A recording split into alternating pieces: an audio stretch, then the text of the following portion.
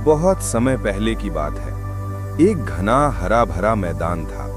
उस मैदान में लंबी लंबी घास लहराती थी, रंग बिरंगे फूल खिले रहते थे और हवा में एक मीठी सी खुशबू फैली रहती थी। वहीं पर रहते थे दो दोस्त। एक था टिड्डा, जो हर समय गाता बजाता और मस्ती करता रहता था, और दूसरी थी चींटी, जो छोटी जरूर थी लेकिन मेहनती, समझदार और अनुशासित थी। दोनों की आदतें अलग थी, मगर फिर भी दोनों अक्सर एक दूसरे से मिलते।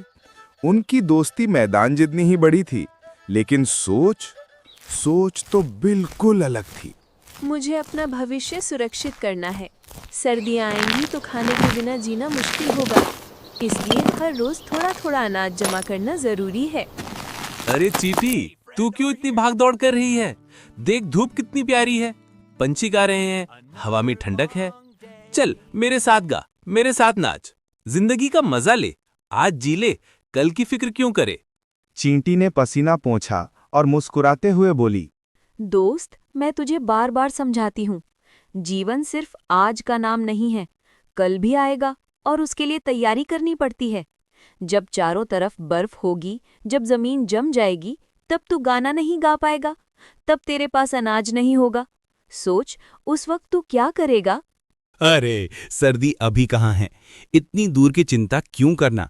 आज की खुशी सबसे बड़ी है। चलो मैं तुम्हें गीत सुनाता हूँ। ला ला ला, जीवन है गीत, गाओ नाचो, मेहनत किस लिए, चिंता किस लिए। चींटी ने उसकी बात का जवाब नहीं दिया। वो चुपचाप अपना काम करती रही। सुबह से शाम तक दाने उठाकर अपने छोटे से घर में ले जाती। एक एक दाने को वो खजाने की तरह संजोती। दिन बीते, सूरज की तपिश कम हुई, आसमान हल्का पीला और नारंगी हो गया, पेड़ों से पत्ते झड़ने लगे, हवा में ठंडक बढ़ने लगी। मौसम बदल रहा था और इस बदलाव को चींटी अच्छी तरह समझ रही थी। अरे वाह, पतझड़ आ गया। देखो कैसे पत्ते उड़ रहे हैं, कितना सुंदर नजारा है। अरे चींटी, तू अब भी काम में लगी है, थोड़ा आनंद भी ले ले। लेकिन चींटी बिना रुके काम करती रही। अब उसका घर दानों से भरने लगा था। और तभी एक दिन सुबह मैदान पर बर्फ की पहली परत गिरी। ठंडी हवा चली, फूल मुरझा गए, घास जम गई, सर्दी आ चुकी थी। अब टिड्डा ना तो गा पाया, ना ही कूद पाया। उसका शरीर ठंड से कांप रहा था, उसकी बंसी जम गई थी, पेट भूख से कराह रहा था। वो इधर उधर दौड़ा पर कुछ खाने को नहीं मिला। वहीं दूसरी ओर चींटी अपने घर के भीतर थी। उसका घर गर्म था और अनाज से भरा हुआ था। ओह, मैं कितना मूर्ख था। काश मैंने चींटी की बात मानी होती, काश मैंने थोड़ा मेहनत किया होता। अब मैं क्या करूं? मैं भूख से मर जाऊंगा। आखिरकार टिड्डा चींटी के घर पहुंचा। उसने कांपते हाथों से दरवाजा खटखटाया। ठक ठक ठक। प्यारी चींटी, दरवाज़ा खोलो, मैं बहुत भूखा हूँ। मेरे पास खाने को कुछ भी नहीं है, मुझे थोड़ा खाना दे दो। मैंने तुझे कई बार चेताया था। जब मैं मेहनत कर रही थी तू गा रहा था, जब मैं अनाज जमा कर रही थी तू नाच रहा था। आज देख तू कितनी मुश्किल में है। हाँ चींटी, मुझसे गलती हो गई। मैंने वक्त बर्बाद किया, मैंने कल की फिक्र नहीं की। आज मेरी हालत तेरे सामने है, मुझे माफ़ कर दो, मुझे थोड़ी मदद कर दो।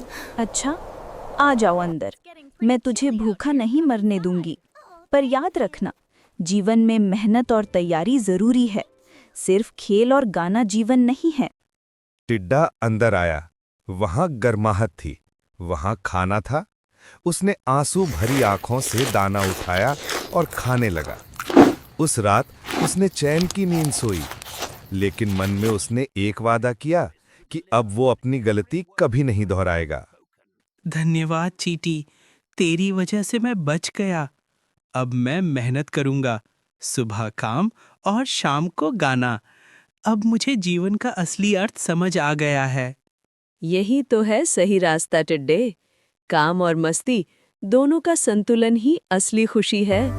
और फिर सर्दियां खत्म हुई। मैदान फिर से हरा भरा हो गया, फूल खिले, तितलियां उड़ने लगीं।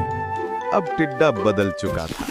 वो चींटी के साथ मिलकर दाने जमा करता और जब काम खत्म होता तो अपनी गिटार बजाता। उसकी धुन में अब सिर्फ मस्ती नहीं बल्कि मेहनत की मिठास भी थी। दोनों दोस्त साथ काम करते, साथ खेलते और साथ हंसते। बच्चों, इस कहानी से हमें यही सीख मिलती है कि मेहनत और तैयारी ही असली सुख का आधार है। काम और खेल दोनों जरूरी हैं, पर सही समय पर। और इसी के साथ चींटी और टिड्डे की कहानी समाप्त होती है। और मजेदार कहानियों के लिए लाइक करें, सब्सक्राइब करें और हमें सपोर्ट करने के लिए दिल से धन्यवाद।